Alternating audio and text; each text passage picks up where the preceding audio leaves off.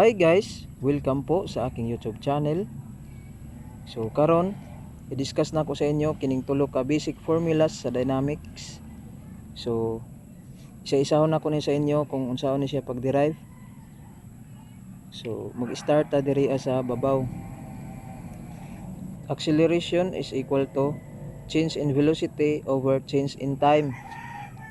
So cross multiply. So acceleration times dt is equal to dv. Next, ang acceleration constant ni siya guys. So pasabot dili na siya mag-utro-utro.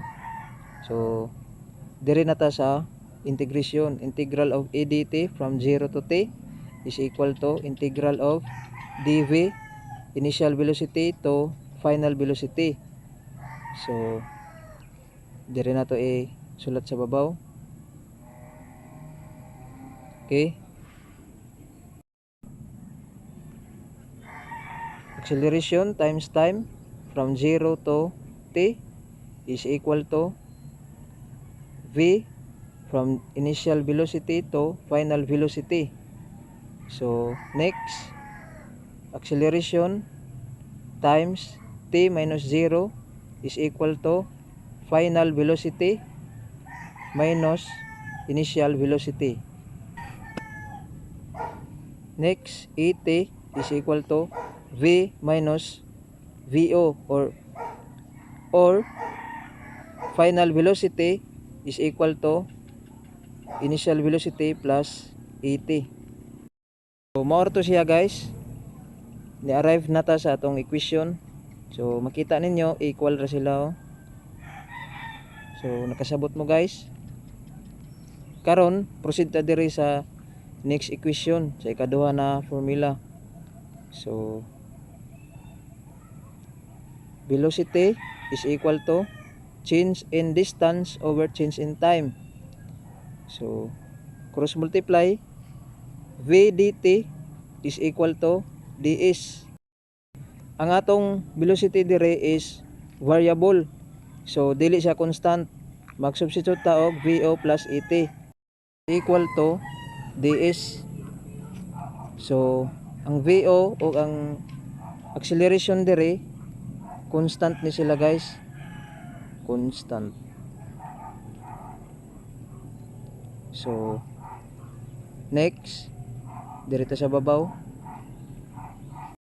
So integral of from 0 to t vo plus at dt is equal to integral of 0 to s ds.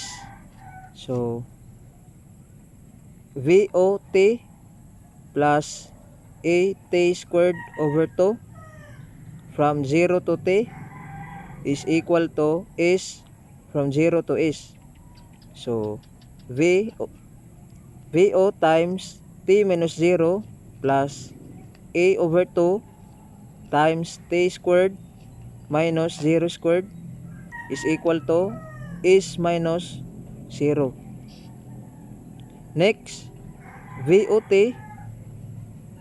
plus 1/2 a t squared is equal to s, or s is equal to vot plus 1/2 a t squared.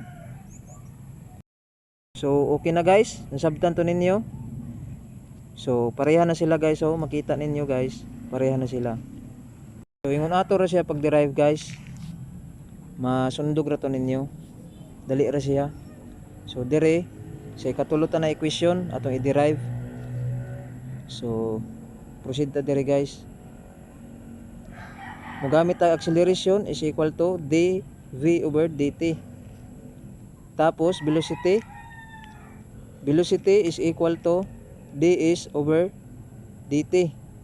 So kining duha ka formula guys mo ni ang atong gamiton karon para ta maka-derive sa ikatulo na equation. So next, a ds over dt times dv over ds. So nagamit ani guys ds over dt para magamit nato ang velocity dire.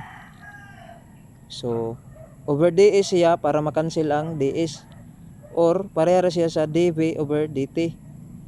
So gisimplify lamang nato siya nagamit ang ds para ta maka substitute og velocity. Therefore a is equal to v dv over ds. So ds na siya guys, wala na dt. Velocity is equal to ds over dt. So ato nag-substitute guys, makita ninyo guys. So a ds cross multiply ds is equal to v dv.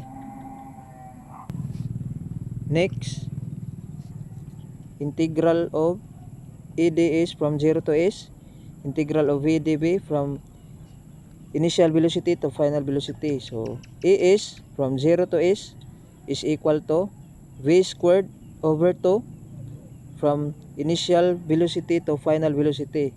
Next, a is minus 0 is equal to 1/2 v squared minus initial velocity squared. So next, a is equal to 1/2 v squared minus initial velocity squared.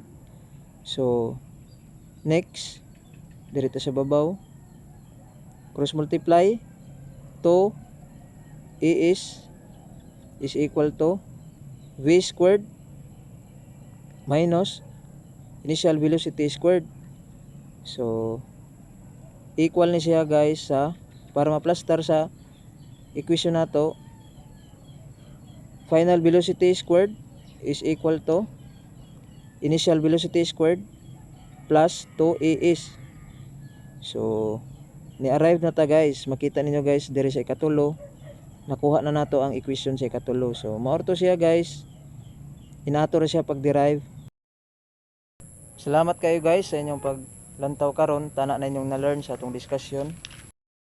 Naagi ani guys kining gi-discuss nako sa inyo karon. So pwede na mo dili mag-memorize. Katurang mga principle rang inyong timan-an, kaya na ninyo mo answer mga problem sa dynamics. So tana na inyong na-learn. Inator to siya guys. Salamat kayo sa paglantaw. Kung na inyong mga suggestion, mag-suggest ra mo sa comment section, or kung sa inyo mga gusto nga i-discuss nato dire. Salamat kayo guys. Thank you.